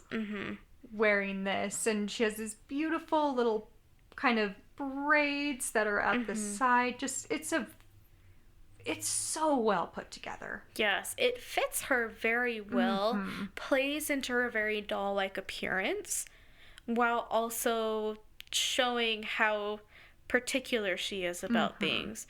Because there are so many little details in her look and how clean cut and well put together this whole outfit is. Because this kind of an outfit, this would take time to put together every single morning. Yeah. And I think that kind of shows what kind of a character she is that she likes the routine. She likes just the repetitiveness of, okay, this is going to be the same thing every day. I know how to put on this entire outfit. Because there is many moving pieces to an outfit like this. Especially if we're in like a historical era. There are many different layers that goes into a piece like this. There is a hoop skirt. There's going to be a chemise, a hoop skirt, maybe some boning, petty skirt, tulle if there is any of that, and pockets that tie on the inside. There's going to be a lot of layering, and then that's just the underlayering. Then you get all the layering on the top. Yeah. It's a whole thing. It is an outfit. Yeah. Yeah. And just beautiful. And blue. We very much blue and green. Those are Violet's colors. Blue, green, white. Which, again, very military colors. Yeah. And because the main colors of her outfit are that blue and white with some accents of like the leather of the brown and then the green brooch, which does seem incredibly military to me. Yeah. Very much. It's almost like her badge. That brooch that is what it seems like. Yeah. And we'll get further into it. Again, we're going to try to keep that more episodic because we find out a bit more later on what the significance of the brooch truly is too. And then so episode 2 to 3, we're becoming a doll. Violet's going to auto memory doll school, where she is the best student. At first. This is too when we get introduced to who becomes her friend Luculia, who is also there for auto memory doll school. She's so sweet. She is so sweet. She's cute. Little redhead, freckled. Yeah. Kind of meek, but just very nice. She's very sweet. Yeah. Yeah. She's happy to be there. That's Luculia. That's Luculia. Yeah. Just so cute.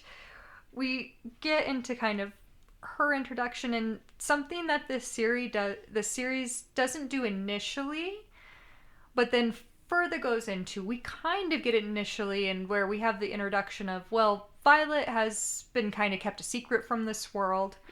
We have a bit of that, but going after episode 1 and on, a lot of it is people talking about their experience having met Violet. And that's part of your introduction in episode 2 is Luculia meeting Violet, being like, she was a very interesting person to be around. There was something that even though she looked exactly like a doll, she wasn't. She was militaristic. Like, she can clock into that right away. It's just like, you look like you're my age and we should be talking about similar things together, but you don't have this experience at all. Yeah. Yeah. Yeah. And I do love that perspective change that we have a little bit. I mean, we're still following Violet this entire time, but we're having this nice narration of another point of view. Yeah. Which I do love.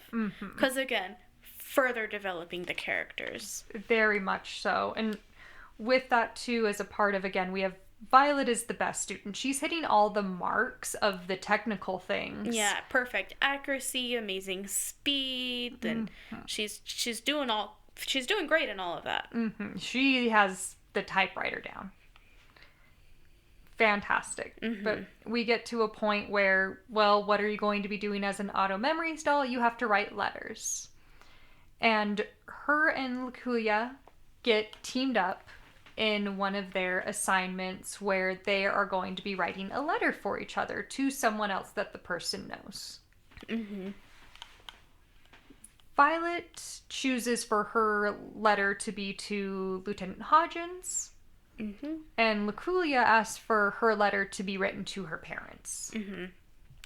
And in this, they're talking again, just kind of talking with each other. Luculia's really trying to get to know Violet, but Violet unknowingly doesn't have much to offer in that realm.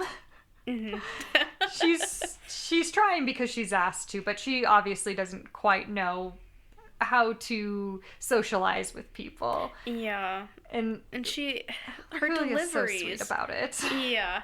Because Violet Evergarden is delivering this exactly like a military report. Yeah. Like, exactly. Yeah. And Luculia is just like, being her sweet self, like, oh, okay. Yeah. Just typing this little letter. Yeah, and she's typing it kind of word for word of what Violet is saying. And it is a report. It is a report. And I think Luculia does she's a good doll in the sense that she understands that this is exactly what Violet wants and is looking for.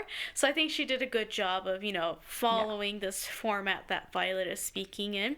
Because I think that is a good part of a doll, is being able to interpret what the other person is wanting to sound like. And so she did a good job of doing that in this moment. Yeah. And on Luculia's side, because again, there's a letter that needs to be written to her parents by Violet. She's giving kind of a general overview of life, being like, I just love them so much. I just don't want them to be worrying too much about my brother and I, and that we're doing okay, but we miss them. And Violet does not know what to do with that. I can't remember what the exact quotation is, but there is basically a point where Luculia is just trying to kind of emphasize being like, I just don't want them to worry about us. And Violet takes that so literally, where she's like, do not worry about brother and I. It's incredibly dry. Yeah. The letter that she writes is very dry. I mean, she doesn't copy Luculia word for word, which at least there is that. She's not copying her word for word.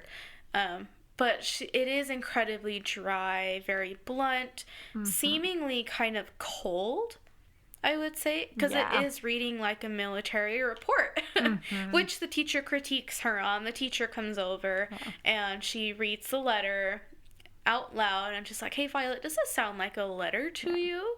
This could hardly qualify as a letter. Just like that. Yeah. And then she, tells the whole class a little bit of like what an actual letter is, and Violet's just kind of like, oh, okay, whatever. Yeah. And she just doesn't know what quite to do. She's like, well, I'm writing the thing. This is what she said. Yeah. So she was wanting, isn't it? She doesn't want her parents to worry. Check. She wants them to know she is well. Check. Yeah. Like, what's wrong here? Yeah. And just, it's like Violet understands that she has done something wrong, but she does not understand how she's supposed to correct it. But not in a way of frustration. No, she seems kind of unbothered about it. Yeah. She's like, well, that is what it is. Yeah. And she, of course, then in turn brings her letter back to Lieutenant Hodgins. And he is very much like, well, this is a nice typing, but this reads more as a report. It's not a letter. He has the same criticism on it. And Violet does say that. She's like, yes, my professor, our teacher had the same criticism on it as well. And it's just, you could tell that there's these bits of tension of just like, someone else, I can't remember who in the firm, makes a joke about being like, I'm sure you get in a lot of trouble at school, Violet. I think it was Iris, who we'll get a little bit more into. But then she's like, no, not at all. Like, just no one knows what to do with her. Yeah. In this sense. And we kind of get to a pass and we start to learn more about Luculia later on too, as Violet is obviously struggling with the emotional side of writing letters. She just doesn't quite have the capacity to do it. Yeah. And with that, Luculia is just so kind and gentle towards Violet in regards to, she can tell that she doesn't quite understand things, but she's still going to give Violet the time of day in her own emotional realm and trying to explain that to her. Especially because we find out that Luculia has a brother. His name is Spencer. He is a veteran who was injured in the war. This big war that has happened in this country, in this universe that we're in. And he has almost a resentment towards himself and blames himself for what Luculia does confide to Violet, that their parents were supposedly killed during a bombing, but they don't know because the bodies were never recovered. And her brother is a soldier at that time. He should have been able to protect their parents. And so he has this guilt eating at him. Yeah, that's what he feels. And again, that's why this is all kind of through episode 2 to 3. Going into what we're covering here right now is kind of beginning to that and further going into it, and how Luculia is struggling to also properly tell her brother her emotions, which is something she sees in Violet, that she just struggles with that in general. So again, she's so empathetic towards her. Yeah. And such a considerate person. It just adds to the character, like, development. Just all of that. It's so well good. done. Well written. So well written. And too, like, Luculia confiding in Violet, she doesn't know how to tell her brother she's so happy he's alive. Yeah. And part of this, too, a essential memory that Luculia is also sharing with Violet. I don't know how much you may have had this experience, but, you know, like, you have a friend and you go to their childhood home, or your partner's childhood home. Like, you go to a space that's almost sacred to another person and they're sharing it with you. Or not even almost sacred, like, it is sacred. Yeah. And Luculia is sharing that with Violet in the capacity that Luculia's brother Spencer shared with her as children, which is this overview of the city that they are specifically in, Leiden. Leiden? I think it's called Leiden. Leiden. Leiden, yeah. And it's up top of this clock tower. And again, the music. The anime, the colors. It's a few steps away from being actual film or a photo type of thing. Of just this sunset, and there just this beautiful welling music is happening looking at this view, and you do get a little flashback of Major Gilbert talking with Violet and talking about this view of Leiden, this city which one of his family's estate is in and is notably his favorite estate. And this is one of his favorite views. And being able to see that view with Luculia and sharing that moment, Violet grasps the words that Luculia is trying to tell her brother. She types a letter, finds him. We find that he has unfortunately become a bit of an alcoholic. He has a crutch from a leg injury, and he's kind of being known as the town drunk, and he's been kicked into the curb, or like into the gutter, basically, kicked down onto the ground. And Violet goes to hand Spencer this letter, and it just simply says, I'm so glad you're alive.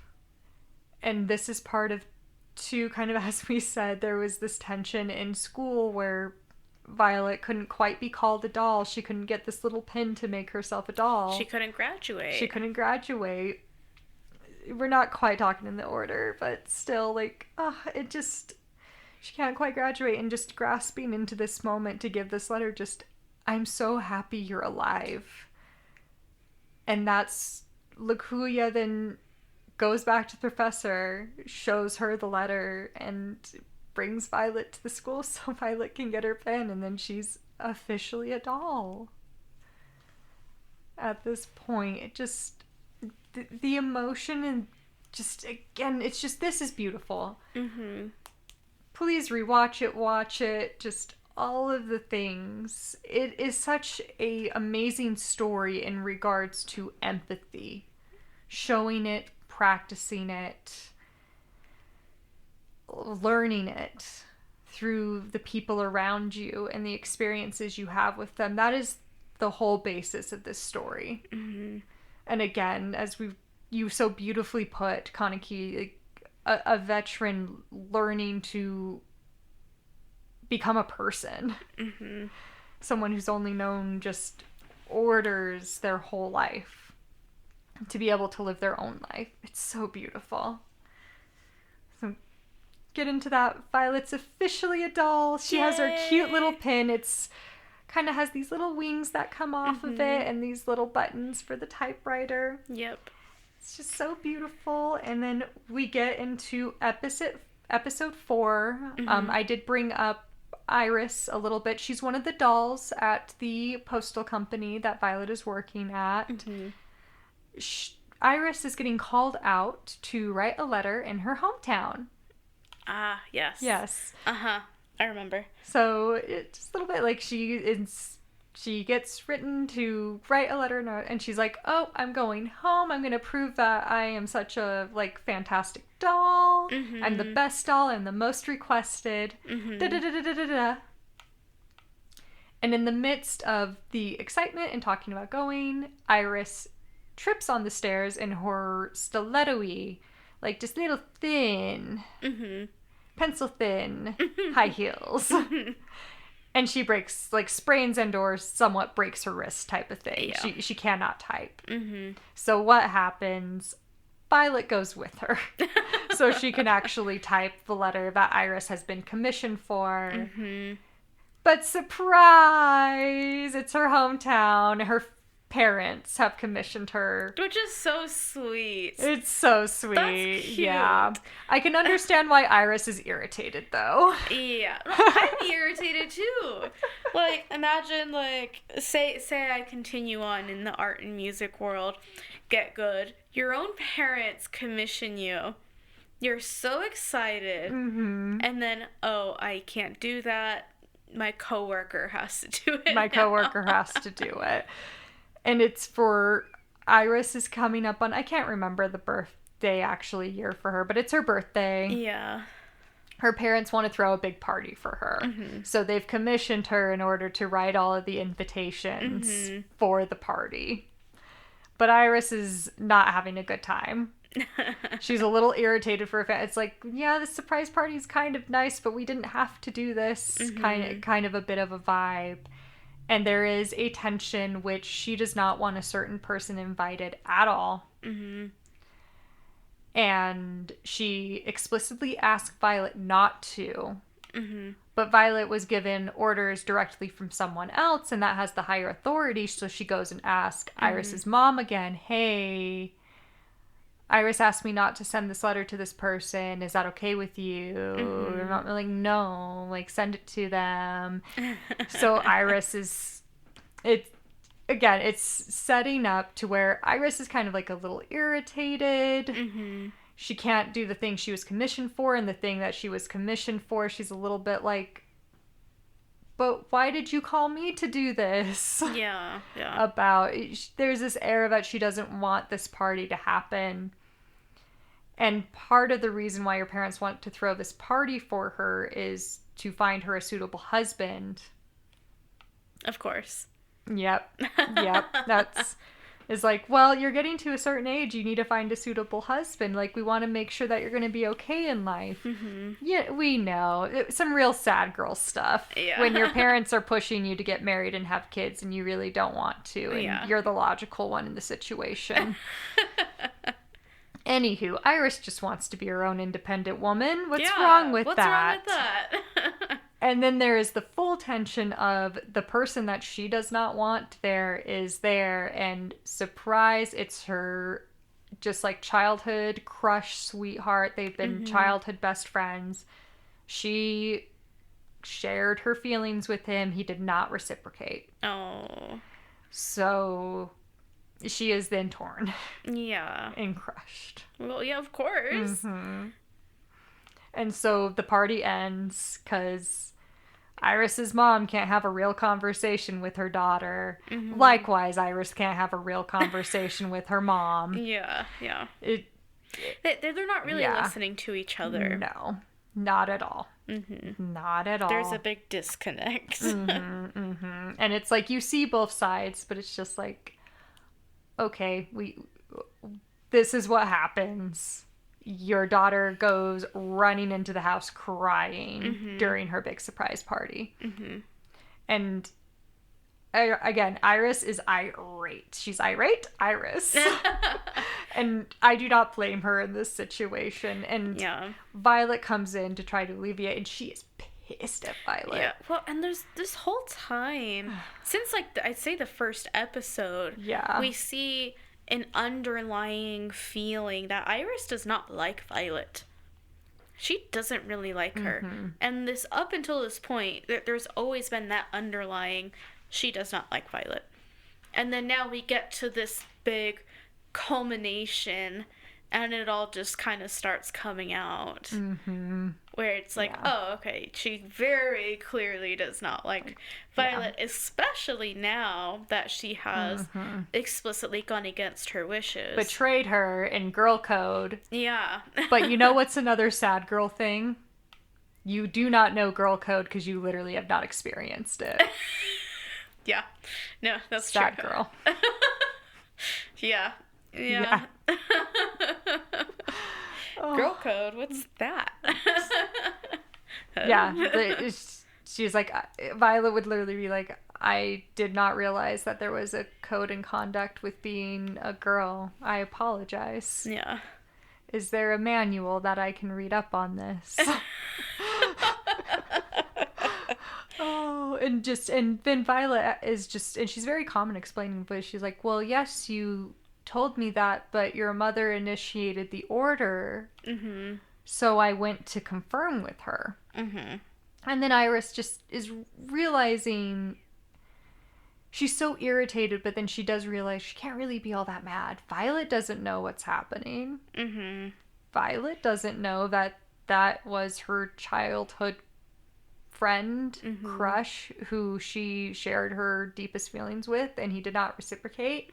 And then Violet feels, in her own capacity, terrible, which I don't know how much that is, because it's very evident that Violet does not have a grasp of these types of emotions at all. No, she has no idea what to do.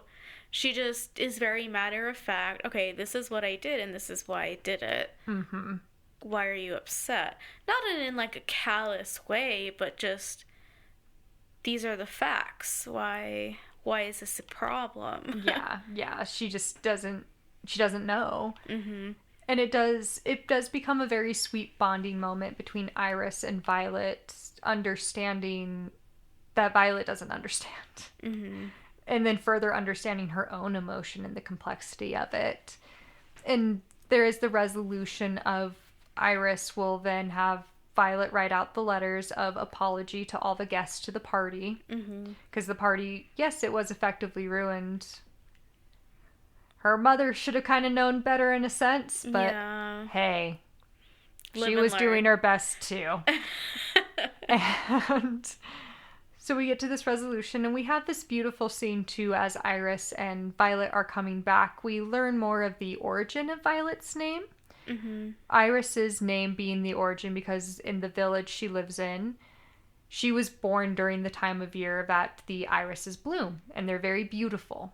The animation. Oh, stunning. The animation. Stunning. Beautiful. Beautiful.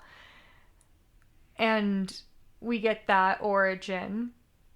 Iris, like, yeah, this is my name. I was born during this time of year, and the irises are in bloom. They're absolutely beautiful. And we learn the origins of Violet's name being somewhat similar in that her and Gilbert are having a interaction. This is back to young Violet. We flash back into kind of the origin of her. She's probably around like 8 to 10 when we go into this flashback, and Gilbert interacting with her and being like, oh, well, yeah, you don't have really a name, do you? We need to give you a name. And I believe it's part of that they are on the Evergarden estate at this point. I can't quite remember. I think so. I think that she has spent time there before, just not with the current people that are living there. But anyway, part of it is he looks over and sees a violet flower. And he says, Violet. Yes, Violet. I think you'll grow into that name. And it's just, again, just a beautiful, like, connection of people. And the point of the story, too, of, like, generally, if there are people that you don't like initially, if you get to know them, you're probably going to find similarities. Like, human beings overall are similar. We all have similar thoughts, goals, wants, desires. Some of ours are more skewed than others. I think we all have a lot more in common than we have in discommon, though. Exactly. I would say in general. Yeah. And that's what this part of the story is Iris coming to terms with her feelings and understanding, too, that even her initial dislike for Violet wasn't truly how she felt. She just had some insecurities. More than anything, and her own complex emotions. So just a beautiful little ending to an episode again. Like, we're just getting to know Violet. And then we go into episode 5, which is a really fun episode. This is the one of the exchange of the love letters. Oh, I love this one. Yes, this is a very cute one. It's sweet. It's fun. Also, get to see another area of this world. Because Violet has to travel a little bit far for this one. She has to... It's either this kingdom or a neighboring kingdom where she has to travel to. Yeah, it's a neighboring kingdom from what I can tell. It seems as if there's one major country, which I am a little bit vague on. I would have to do like a really solid rewatch. Again, I did a run through. But there are these two kingdoms, the kingdom of Drossel and of Flügel. There is a marriage that is about to happen. So there's kind of this little build-up of like, okay, tension post-war, we need to make sure our nations are and kingdoms are in correspondence with each other and keeping peace. Are you familiar with this love letter exchange? Okay, well, we need to do this as a morale for the people, basically. That's kind of how this is being set up. Yeah, and it's basically publishing the love letters between the two people that are going to be married as like a public morale thing. Yes. To help make it seem very, very amicable and seem that, oh, look at how sweet a love story. Our countries are going to get along great type thing. Yeah. Yes. Very much. And it's, again, such a cute episode. This is the cute one. There is a bit of some weird underlining thing. It's a bit historically accurate. I don't know how much of this you remember. So we are introduced to Princess Charlotte Epiphrey Drossel. What a royal name. Yes. And she is 14, about to get married. Her prince is Prince Damien. I had to do phonetic with his name. It's a little bit easier, but still. Damien Bardudo Fluger. And it's kind of, I can't remember if this is exactly it, but I believe the age that they give is he's 10 years older. Something like that. Not our favorite thing, but historically accurate. We have versions of this in Western media all the time, so it's like nothing you can harp on. But it does present this story in a very kind way in regards to, okay, this princess has to get married. Yes, she's young and she is bratty. Like, she notes herself as being a crybaby. Yes. Yeah. At least she knows it. Yeah, she knows it. There's this whole kind of tension about it again. It's the love letter exchange between her and Damien and the upcoming proposal and actual marriage between the two of them. And we, again, get this tension. Violet's learning more about her. It feels that she's not really ready to get married. Here's what I wrote. This princess is not ready to get married. Cough. 14. Yeah. But this is realistic. Yeah. Especially in this universe. And as we get further into the story, we learn that Princess Charlotte is actually excited about this proposal, engagement, and or marriage. Because on her 10th birthday, the age of marriage, like, for where she's available, this is when we can start courtship. Again, it's realistic. She has the worst birthday ever. Because she is a 10-year-old that is being presented as a bride. Yeah. What a birthday. This is her of age party. Yeah, I write 10 years is of age. Ugh. Yeah, so we learn with this that she has had the worst birthday ever. She goes to her back gardens where I can't remember what the flowers are now. They're white. A carnation, I believe, is her kingdom's flower. And then the Fluger is roses. It's like they have their kingdom of flowers. Yeah, it's this type of thing. Their kingdom's flower that goes with every letter too. And she's breaking down because she's a little 10-year-old that is being presented as a child bride. Yep. Call it how it is. Yeah. And there is a gentleman that comes into the garden and is consoling her, being like, I'm glad to see you cry. I thought that you were just going to be another one of those bratty princesses. And he was like, I couldn't even stand being in there anymore. That was the worst birthday ever. And he pats her head and is just very kind and empathetic towards her, very genuine. And we learn that she's like, yes, I'm very nervous about this marriage. Like, I'm not ready, but I am so excited that it's to him. Yeah. Because he presented himself so genuinely to me. And compassionately and sweetly. And she's talking about, like, she really did the research after this proposal came in. And part of this, too, is there was conflict between these kingdoms. So this is going to be sort of the literal marriage of two kingdoms. Yeah, it's a political marriage. It's a political marriage, but she is not mad about it. And she, once given the proposal, really studied it, presented it to her parents in such a way for them to agree. And all of this going on there too. And it's just, yeah, it's so cute too, because these love letters are going back and forth between these kingdoms, and the townspeople are so excited. Yes, and it's sweet how it evolves too, because it starts as both the prince and this princess, they both employ their own dolls. Yes, and at first it's just the dolls writing letters to each other back and forth, without either one of them really having a whole lot of input into what is being put in the letters, and the letters are just kind of very superfluous. I don't even know if I said that right, but you know what I mean. I wouldn't know. Very flowery, yes, over-the-top poetry, And the townspeople, they all think this is all very pretty, very sweet. But then over time, as the story progresses, I don't remember who it was that made the first move. I think Violet.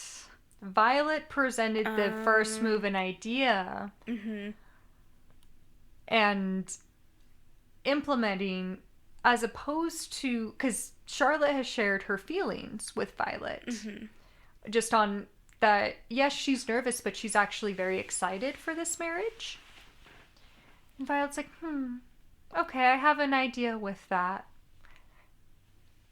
And then implements to where, instead of the dolls are writing to each other, Princess Charlotte and Prince Damien start handwriting the love letters to each other. And I can't remember who writes it first. If I believe Violet goes to convince Prince Damien's doll. I believe so, yeah. To write a letter of kind of implementing of, I remember when I met you that night at your birthday and you were crying in the garden. And it starts off like that. And it's this back and forth about that moment and going into handwriting letters and getting more into each of their emotional states at the moment about this marriage. And there starts just, again, it's the cutest thing because the town people, there's this point where these soldiers are talking to each other and they're like, he needs to man up. Just tell her how you feel. And there's this back and forth where Prince Damien's like, well, I'm probably going to disappoint you. Like, I'm not that great of a guy. I'll probably be out hunting more than you would prefer. And Princess Charlotte, like, gets snappy back in her letter, being like, excuse you, how do you know how I feel? And if you're gonna go, like, I am educated in many fields, so that way I am suitable for any bachelor, any prince to marry into any family. And if you're going hunting, I'll go in tow. I'm sure I'm a better shot than you anyway. Which I love. It's just so, it just is her to a T. And this is, again, like, she writes about being a self-proclaimed crybaby. And they just kind of have this back and forth of like, are you sure about me? And then it does lead to them writing to each other like, okay, meet me in the garden that we first met. And the formal proposal. Oh, so cute. It's just so cute. Again, it's you have to stop thinking about the age. Just ignore that. Just ignore that. Just ignore that for a second. And it suspend your disbelief for a moment. Yeah, it is a cute story, especially like the hypes of the town people. And then it is revealed that Catalea or Catalina, I believe most pronounce it Catalina. That's what I remember. Yeah. Yeah, and I'm about to get into this a little bit too, of why I'm a little bit like, some people, like some of the characters seem to say it like this and this. But it is revealed that she is the other doll. And her and Violet are talking, and she's like, it wasn't easy to convince Prince Damien to do that. And she's like, well, it worked, though. Yeah. And Catalina talks about, like, okay, well, I'm going to need a reward for that. I feel like steak tonight. How about a steak? And Violet's like, okay, is that your payment for this? It's just very cute. It is. And they're getting back in town. Sorry, that was my paper rustling. And this is, again, another example. I'm going to probably say the name wrong, but everyone seemed to say it a little bit differently for this. But anyway, Violet, Catalea, they're getting back into town. And this is when Major Gilbert's brother, Darth? It's not quite Darth, but I hear it pronounced different ways. Yeah, I'm saying, like, that does not Here's sound the familiar thing. at all. It is written out Dithard, but it's not quite pronounced like that. I had a lot of trouble hearing exactly how they said it, but it's spelled Diethard. But anyway, Major Gilbert's brother shows his ugly self around now all of a sudden. Yeah. He, for some reason, has a bone to pick with Violet. And he is like, you despicable creature. You're writing letters with the hands that you killed people with. You think you can bring people together. Again, I don't even know how to pronounce his name, at least at this point. Fair. He's just showing around his ugly self, being just cruel and mean. Yeah. We are not about this. No. Yeah. No. There is a bit of a reveal where there is something that happened to where Violet killed many of his men in the midst of this war, but it does not seem like it was Violet's fault primarily. I mean, it's more that she was following orders. Yeah. More than anything. Yeah, and it's weird, this bone that he has to pick with her, especially as we get further in. We'll talk more about that, but yeah, just that's what we need to know. He decides to show his ugly self here and be confrontational to Violet when she's just trying to live life. And that is the end of episode 5. There we go. We turn over. Then we turn the page. We turn the page. And then this will be kind of a brief one. We go into episode 6. And Lukuya is back. Hey! Love her. How Lukuya is back is we're being introduced going up to this observatory. They're taking... Why did I just forget what they're called? I feel like it starts with a P. It's the little trams that you take up a mountain. Pulley system. Trolleys. Not like there's a word. I'll think of it later on and then probably say it. Anyway, they are going up to this observatory. It is this historic scholarly building in which astrology has been studied throughout all of time. Yes. And it's the Shahar Observatory. And what's happening here is this observatory has just gotten a bunch of historic documents, but they are basically so old that they are crumbly. And this is, again, it's a scholarly place, and it's primarily male-dominated. Kind of the purpose and work of what they do is make sure that all of these documents and texts are preserved throughout history and time. So they've just gotten this donation, but it is about to fall apart. So they have employed all of these dolls. A ton of them. A lot of dolls. In order to decipher and rewrite these texts so that way they can be preserved in the library of this observatory.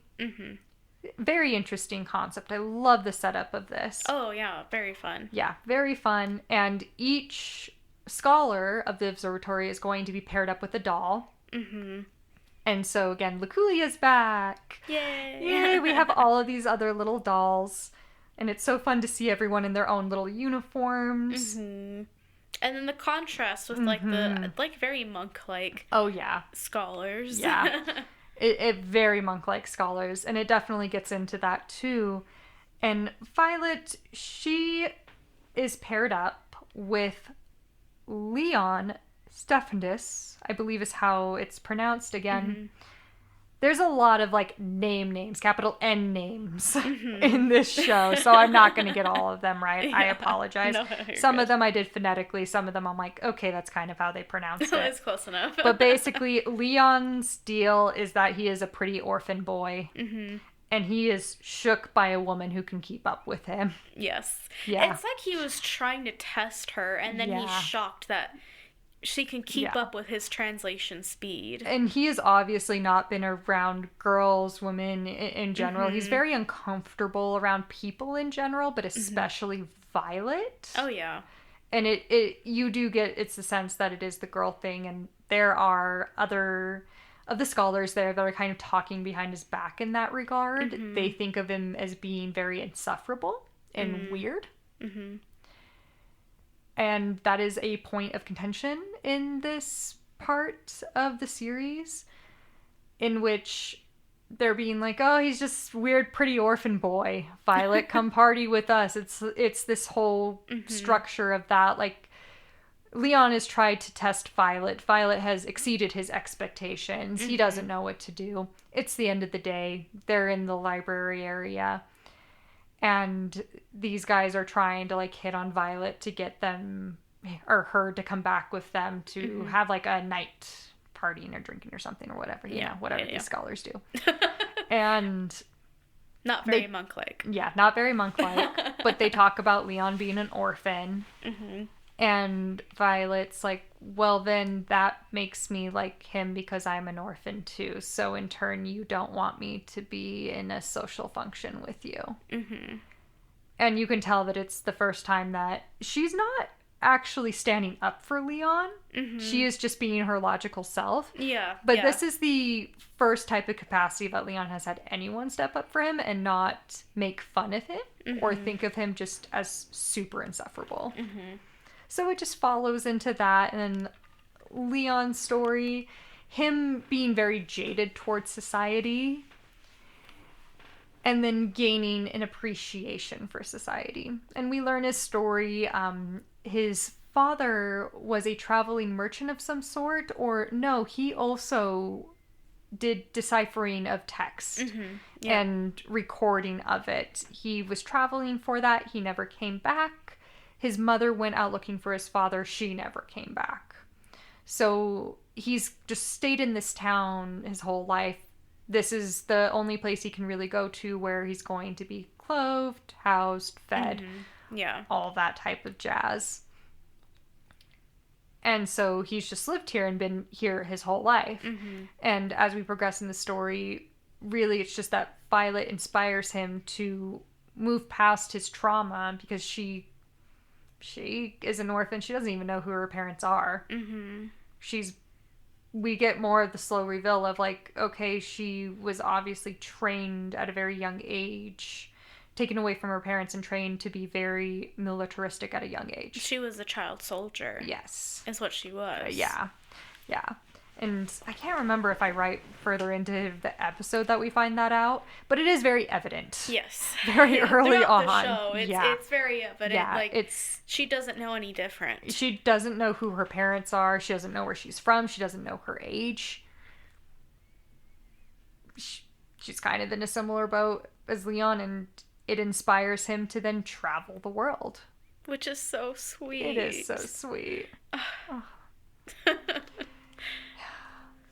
Just, the show. It's a good episode. It is a good episode. All of them are good episodes. They are fantastic episodes. And with that, we are going to take a little break before we get into episode 7. I need a pee, man. Same.